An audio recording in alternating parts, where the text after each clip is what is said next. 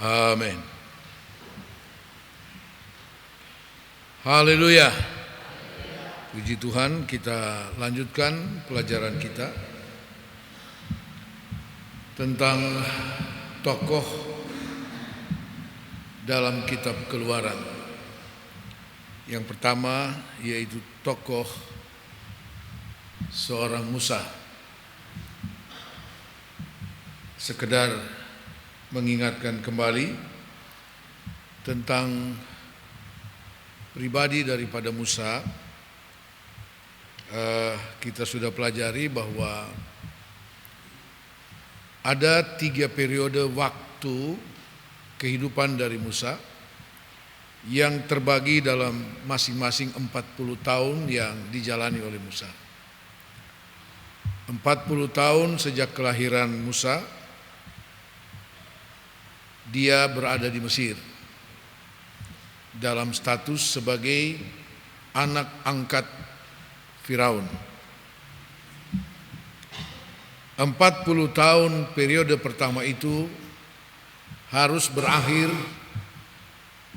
karena Musa membunuh seorang mandor Mesir yang memukul pekerja Israel itu, dan dia harus melarikan diri ke Midian.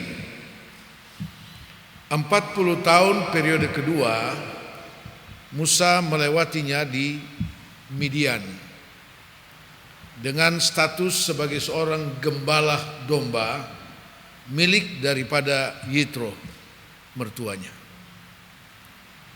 Pengalaman Musa 40 tahun periode pertama di Mesir sangatlah bertolak belakang dengan pengalaman 40 tahun di padang Midian sebagai gembala domba. Ya, sangat bertolak belakang. Tetapi itulah 40 tahun periode kedua inilah Musa mulai dipersiapkan oleh Tuhan untuk suatu tanggung jawab besar membawa Israel keluar dari Mesir. 40 tahun periode kedua di Midian diakhiri dengan perjumpaan Musa dengan Tuhan Allah di bukit Horeb, ya, yang disebut juga bukit Allah. Apa yang dialami Musa dalam perjumpaan dengan Tuhan kita sudah pelajari beberapa hal, yaitu di Gunung Horeb itu ada sesuatu yang menarik Musa, perhatian Musa, yaitu Tuhan hadir dengan menunjukkan kepada Musa sebuah belukar duri yang menyala, ya, tetapi belukar itu sendiri tidak hangus terbakar. Bagi Musa itu sesuatu yang aneh, tapi itu kenyataan yang dilihat oleh Musa. Apa yang dimaksud dengan belukar yang menyala dengan api tapi tidak terbakar sudah kita pelajari, adalah berbicara tentang bangsa Israel yang sedang dan sekian lama dijajah, dianiaya, ya, dengan berbagai cara oleh Firaun, bahkan melalui pembunuhan, ya. Artinya bangsa Israel di Mesir sedang menjalani dan mengalami api penganiayaan, ya. Tetapi dengan segala macam cara yang dilakukan oleh Firaun, ya, kepada bangsa Israel, bangsa itu tidak pernah habis. Seperti belukar yang menyala oleh api tapi tidak terbakar, tidak hangus. Itulah bangsa Israel, ya. Perjumpaan dengan Tuhan adalah awal dari panggilan Tuhan kepada Musa. Itu yang sudah kita pelajari, ya. Panggilan dengan satu tugas, suatu tanggung jawab, pulang ke Mesir menghadap Firaun dan membawa orang Israel keluar dari Mesir. Jadi periode kedua, 40 tahun periode kedua waktu daripada Musa adalah diakhiri dengan panggilan Tuhan kepada Musa. Nah, kembalinya Musa ke Mesir itulah awal dari periode ketiga 40 tahun kehidupan Musa. Dan itu yang sedang kita pelajari, dan kita sedang mempelajari tentang beberapa hal tentang pribadi Musa. Yang pertama kita sudah pelajari, yaitu Musa adalah satu pribadi yang rendah hati, ya, yang rendah hati. Itu dibuktikan, ya, ketika Musa dipanggil Tuhan, marilah sekarang akan ku utus engkau pergi kepada Firaun. Musa bilang, Tuhan, siapakah aku ini? Orang lain sajalah, saya tidak bisa. Ya. Artinya Musa tidak lagi mengandalkan 40 tahun selama dia ada di Mesir dengan segala fasilitas yang dinikmati, pendidikan tinggi dan sebagainya. Ya. Dia tidak bawa-bawa itu lagi. Tapi dia berkata, siapakah aku ini? Saya tidak bisa, saya tidak mampu. Dan seterusnya. Kemudian yang kedua tentang pribadi Musa, kita sudah pelajari dalam Bilangan 12 ayat 3, yaitu pribadi yang Alkitab katakan Tuhan Allah saksikan, pernyataan dari Tuhan Allah adalah pribadi yang sangat lembut hatinya, terlebih dari semua orang yang pernah hidup di dunia. Luar biasa bukan? Ya. Pribadi yang sangat lembut hatinya, Tuhan bilang. Ini kesaksian dari Tuhan, bukan manusia. Ya. Artinya kalau kesaksian dari Tuhan itu sungguh-sungguh benar adanya. Ya. Walaupun sebelumnya kita tahu Musa adalah seorang yang keras, ya, sampai ya dapat saya katakan orang yang emosi tinggi juga sebenarnya, sehingga tanpa pikir panjang dia pukul, bunuh ini mandor Mesir. Kalau kita melihat itu, dapatkah kita katakan bahwa Musa seorang yang lembut? Tapi proses yang dialami Musa 40 tahun di Midian telah menjadikan Musa seorang dengan karakter yang lembut hatinya. Dan itu dibuktikan dalam banyak hal dalam kepemimpinan Musa, ya, dalam kepemimpinan Musa kepada bangsa Israel dalam perjalanan keluar dari Mesir. Ya. Berapa banyak kali Musa diancam mau dibunuh oleh orang Israel itu sendiri, tapi Musa tidak menghadapi mereka dengan kekerasan. Musa, Alkitab katakan, selalu datang tersungkur di hadapan Tuhan dan menyerahkan kepada Tuhan. Ya. Puji Tuhan. Yang ketiga kita sudah pelajari juga adalah Musa adalah pribadi yang setia dalam rumah Tuhan. Dalam Bilangan pasal 12 ayat 6 sampai dengan ayat 8, Tuhan menyatakan itu kepada Harun dan Miriam yang sempat menghina Musa. Ya. Tuhan Allah bilang, kalau sekiranya di antara kamu ada seorang nabi yang lain, aku akan berbicara dengan dia melalui mimpi atau penglihatan. Jadi tidak langsung, ya, tidak langsung. Tetapi lain dengan hambaku Musa, Tuhan bilang. Tuhan berbicara langsung muka dengan muka. Walaupun secara fisik Musa tidak pernah melihat Tuhan, ya. Tapi Tuhan berbicara secara langsung, tidak melalui mimpi dan penglihatan. Ya. Tuhan bilang, karena tidak ada yang seperti dia itu yang setia dalam seluruh rumah Tuhan. Artinya yang setia dalam pelayanan, dalam seluruh pelayanan, apapun bentuk pelayanan itu. Tuhan Allah bersaksi bahwa Musa adalah seorang yang setia. Itu pribadi tentang Musa. Hal yang ketiga, Musa adalah seorang yang setia dalam pelayanan. Setia dalam pelayanan. Apapun yang Tuhan suruh, dia lakukan. Saudara bayangkan ketika Musa harus 2 kali bolak-balik naik Gunung Sinai untuk menerima hukum Taurat. Itu bukan satu pekerjaan yang mudah. Dan dalam keadaan puasa 40 hari. Itu bukan hal yang mudah.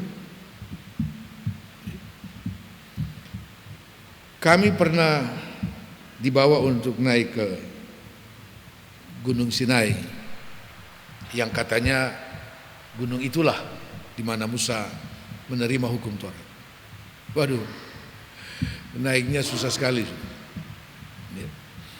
Dari bawah, dari Padang kita naik onta, 1 orang 1 onta. Itu gunung batu melulu, batu. Sampai di lereng gunung, onta harus berhenti di sana. Kita turun dan dilanjutkan dengan mendaki, jalan kaki. Mendaki itu melalui tangga batu lepas.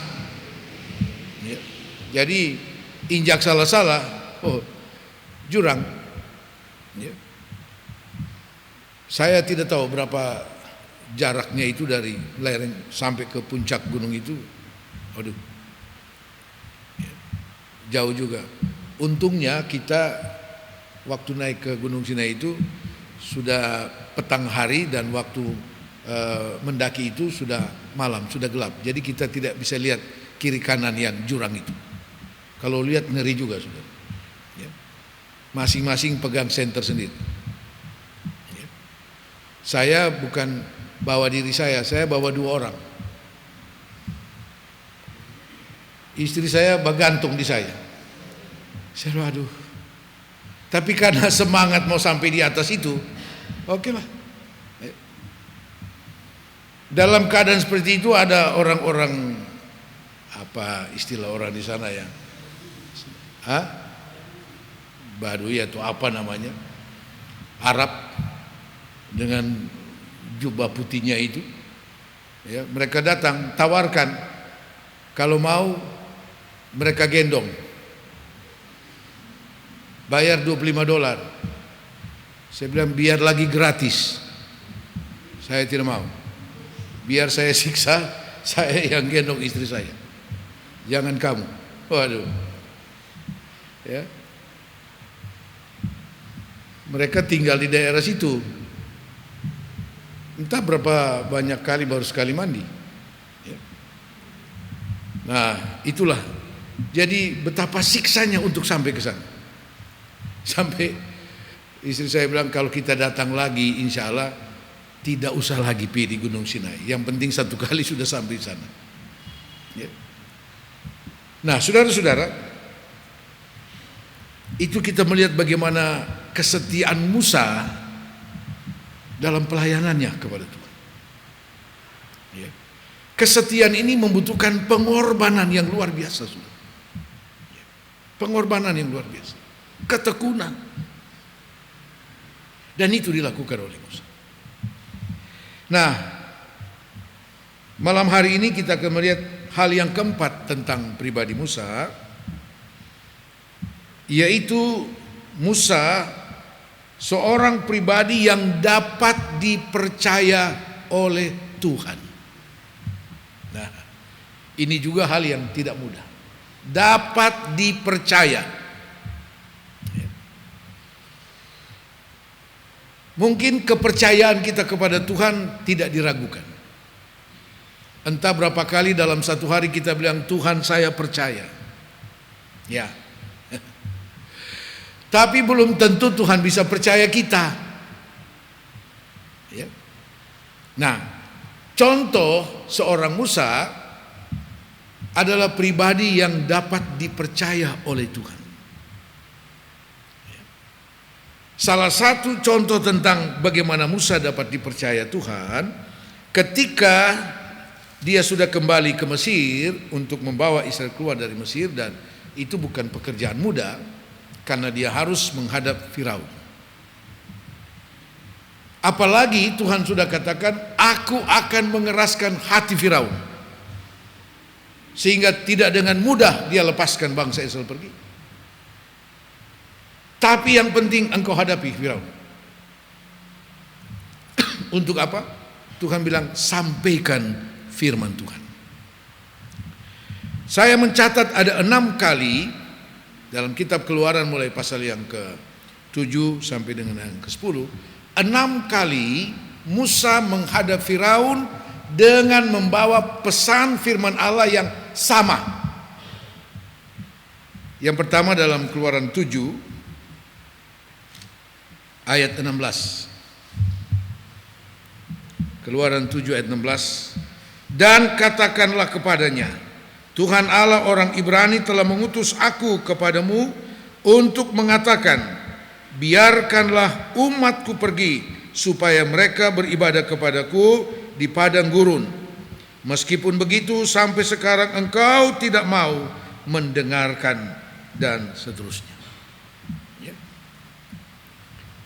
Jadi ini pesan firman Tuhan yang disuruh oleh Tuhan untuk disampaikan Musa kepada Firaun. Tidak panjang, satu kalimat pendek saja. Lepaskan umatku pergi untuk beribadah kepada Tuhan. Selesai. Tetapi Firaun tidak pernah mau mendengarkan firman. Setiap kali Musa selesai menyampaikan, Firaun bilang tidak. Walaupun dengan berbagai mujizat yang merupakan hukuman bagi Firaun dan Mesir, tetap Firaun berkeras hati. Musa keluar dari Firaun, dia lapor kepada Tuhan, Tuhan, Firaun tidak mau. Tuhan bilang, besok kembali. Sampaikan itu. Ya. Sampaikan itu firman Tuhan. Karena berulang kali Musa bolak-balik kepada Firaun dengan satu kalimat firman Tuhan itu, saya pikir Firaun pun sudah hafal itu kalimat. Sehingga begitu Musa muncul, dia bilang, apalagi yang kau mau bilang? Lepaskan umatku pergi, bukan? Ya. Tetapi yang ingin saya katakan di sini adalah, saudara, Musa itu orang pintar. Ya. Orang cerdas dia, orang hebat dia. Tetapi dia tidak pernah merubah, menambah dan mengurangi kalimat firman Tuhan yang mungkin sekedar untuk ada kompromi dengan Firaun. Firaun saja sudah bosan dengar itu kalimat firman Tuhan. Tapi Musa tidak pernah berusaha merubah kalimat firman Tuhan itu. Sekalipun kelihatannya tidak ada dampaknya apa-apa kepada Firaun. Sepertinya firman Tuhan itu tidak berpengaruh kepada Firaun. Tidak bisa meluluhkan hati dari Firaun yang keras itu. Tapi Musa tidak pernah berusaha merubah kalimat firman Tuhan. Haleluya. Ya. Mungkin seringkali di antara jemaat, ya, ada firman Tuhan yang sudah berulang kali disampaikan. Om ini, itu lagi. Ya. Tapi Tuhan lebih tahu bahwa di antara jemaat masih ada yang punya hati seperti Firaun.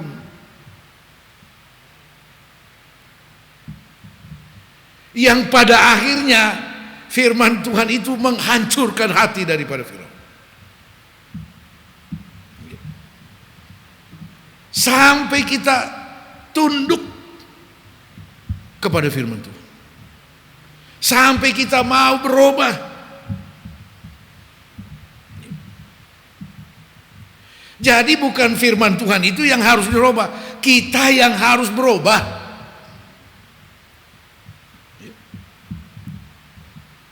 Sebab kami hamba-hamba Tuhan dalam menyampaikan firman Tuhan bukan seperti apa yang kami pikirkan. Dalam mempersiapkan penyampaian firman Tuhan, kami harus datang bergumul, berdoa kepada Tuhan. Tentu apa yang ada dalam hati kami, Tuhan, supaya umat-Mu bertumbuh di dalam Tuhan. Ada perubahan, ada pertobatan yang sungguh. Itu yang ada dalam hati kami ketika menghadap Tuhan. Dan karena Tuhan tahu kebutuhan kita sebagai umat Tuhan, Tuhan taruh dalam hati, jiwa, pikiran kami apa yang harus diberitakan. Ya. Musa tidak pernah merubah. 6 kali dia bolak-balik dengan kalimat yang sama. Ya. Mungkin secara manusia, cobalah dirubah sedikit lah. Mungkin bisa ditambah sedikit sehingga lebih kedengaran, ada komprominya sedikit lah. Tidak. Musa lebih takut Tuhan. Apa yang Tuhan suruh kasih tahu, itu yang dia kasih tahu. Tidak lebih dan tidak kurang. Memang belum bisa langsung kelihatan hasilnya. Jangankan hasilnya. Oh, Musa ditolak berkali-kali. Dimusuhi. Sampai terakhir sebelum hukuman yang ke-10, ya, hukuman yang 9 itu Firaun bilang, mulai sekarang jangan lihat saya punya muka lagi. Musa bilang, betul, saya tidak akan pernah lihat mukamu lagi. Sampai hukuman yang ke-10. Akhirnya Firaun yang cari mereka, tolong panggil mana itu Musa dengan Harun. Bilang keluar sudah, keluar.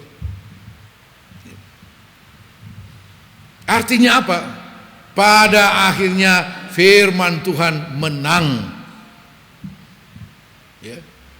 Pada akhirnya firman Tuhan pasti menang. Tidak mungkin tidak.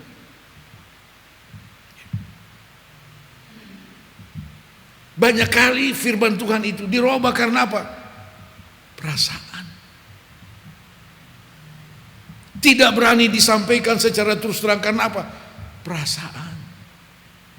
Nanti jemaat bilang apa? Aduh. Ada gembala yang pernah undang saya untuk menyampaikan, untuk melayani Natal di Sumba kalau saya tidak salah. Sebelum ibadah dia bilang, Om, bisa tolong kok? Tolong apa? Nanti khotbah Om tolong singgung sedikit tentang perpuluhan. Saya bilang, itu tugasmu sebagai gembala. Kenapa kau tidak beritakan? Kenapa tidak ajar? Saya malu, Om. Malu kenapa? Nanti jemaat bilang ini gembala mata dui tandai. Dia mulai bicara doi lagi. Saya bilang kau salah. Ini gembala terlalu, istilah sekarang bilang apa? Baper. Apa itu baper? Kira-kira begitu. Saya cuma dengar orang bilang terbawa perasaan dengan jemaat. Saya bilang tidak boleh. Kau harus ajar itu. Sebab kalau kau tidak ajar, bagaimana jemaat bisa tahu? Bagaimana jemaat bisa tahu? Dengan mereka tidak tahu, mereka tidak lakukan. Ya. Mereka tidak lakukan. Dan kalau mereka tidak lakukan, artinya jemaat itu tidak diberkati. Bukankah itu kunci berkat? Ya. Kok saudara diam? Ya. Itu kunci berkat. Dan memang iblis tidak mau jemaat itu diberkati. Iblis tidak mau. Jadi jangan sampai kita justru hamba Tuhan yang jadi alat iblis sehingga jemaat tidak diberkati. Begitu ke Om. Lu belajar di sekolah Alkitab apa?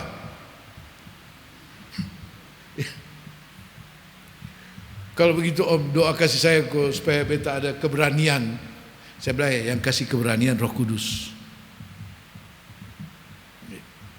Beberapa tahun kemudian saya tanya, lu so ajar? Sudah Om. Dong bawa? Bawa. Wih, pantas lu segemuk ya. Ya. Dulu kurus sekali. Saudara, apa yang firman Tuhan suruh katakan, ya itu yang harus dikatakan. Seringkali kita lebih suka memodifikasi firman Tuhan itu supaya lebih sedap kedengaran. Wah, keliru. Tidak boleh. Maka dulu ada beberapa orang yang pernah jadi jemaat di sini, akhirnya kabur. Mereka punya pernyataan apa? Tidak mau lagi gereja. Hei, busung penggembala itu terlalu keras. Saya bilang puji Tuhan. Memang seharusnya begitu. Sebab untuk berbicara firman Tuhan, saudara, kita harus bisa dipercaya oleh Tuhan. Musa pribadi yang dipercaya oleh Tuhan karena dia sangat konsisten dengan firman Tuhan. Ya. Sangat konsisten dengan firman Tuhan. Dan pada akhirnya firman Tuhan menang.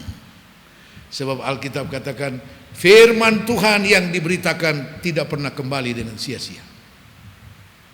Itu pasti akan mengerjakan kehendak Tuhan. Asal kita sendiri yang menyampaikan firman Tuhan itu betul-betul harus konsisten dengan firman Tuhan. Dan pada akhirnya firman Tuhan mengerjakan kehendak Tuhan. Firaun harus takluk, tunduk kepada firman Tuhan.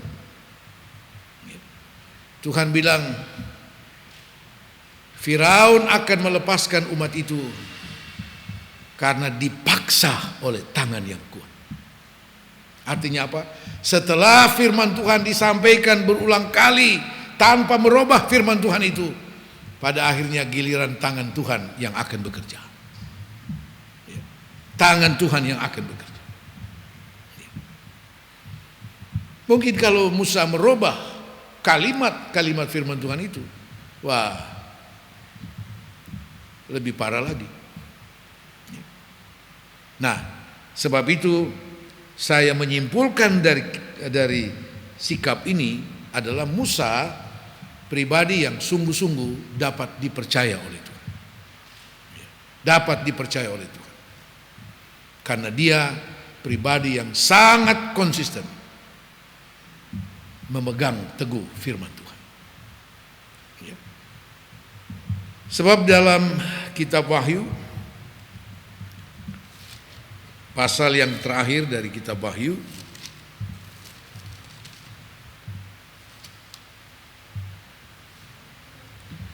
pasal 22, sebagai bagian penutup daripada kitab Wahyu dikatakan dalam ayat 18 dan 19. Aku bersaksi kepada setiap orang yang mendengar perkataan-perkataan nubuat dari kitab ini. Jika seorang menambahkan sesuatu kepada perkataan-perkataan ini, maka Allah akan menambahkan kepadanya malapetaka yang tertulis di dalam kitab ini. Dan jikalau seorang mengurangkan sesuatu dari perkataan perkataan dari kitab nubuat ini, maka Allah akan mengambil bagiannya dari pohon kehidupan dan dari kota kudus seperti yang tertulis di dalam kitab ini. Haleluya. Jangan coba menambah atau mengurangi, baik dalam pemberitaan maupun dalam pelaksanaannya. Jangan ditambah dan jangan dikurangi. Lakukan tepat seperti apa yang firman Tuhan katakan. Kita tidak membutuhkan pendapat orang lain, sebab firman Tuhan itu jelas bagi kita. Persoalannya bagi kita, lakukan seperti apa yang firman Tuhan katakan. Amin. Puji Tuhan, Tuhan memberkati kita semua.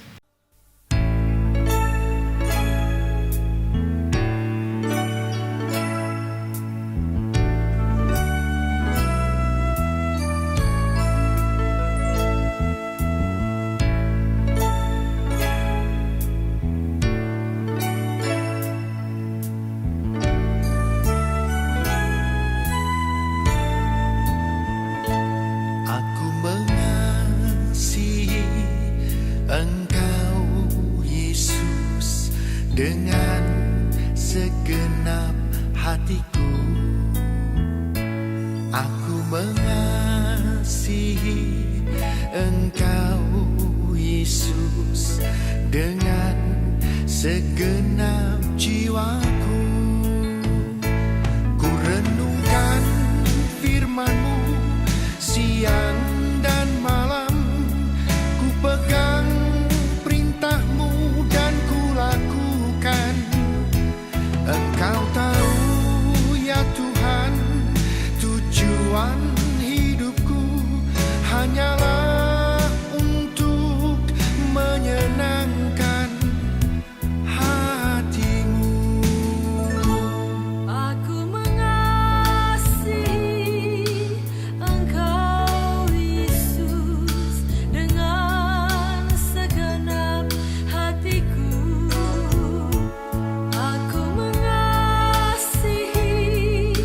Engkau Yesus dengan segenap jiwaku. Renungkan firman-Mu siang dan malam. Ku pegang perintah-Mu dan ku lakukan. Engkau tahu ya Tuhan, tujuan hidupku hanyalah untuk menyenangkan hati-Mu.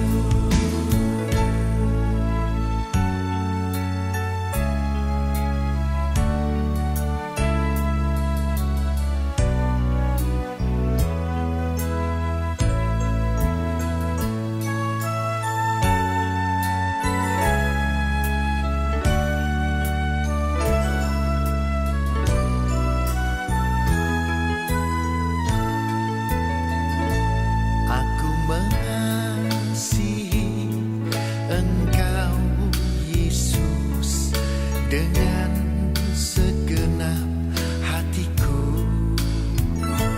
Aku mengasihi Engkau Yesus dengan segenap jiwaku. Ku renungkan firman-Mu siang dan malam. Ku pegang perintah-Mu dan ku lakukan. Engkau tahu ya Tuhan, tujuan hidupku hanyalah untuk menyenangkan hati-Mu. Ku renungkan firman-Mu siang dan malam. Ku pegang perintah-Mu dan ku lakukan. Engkau tahu ya Tuhan, tujuan hidupku hanyalah untuk menyenangkan hati-Mu.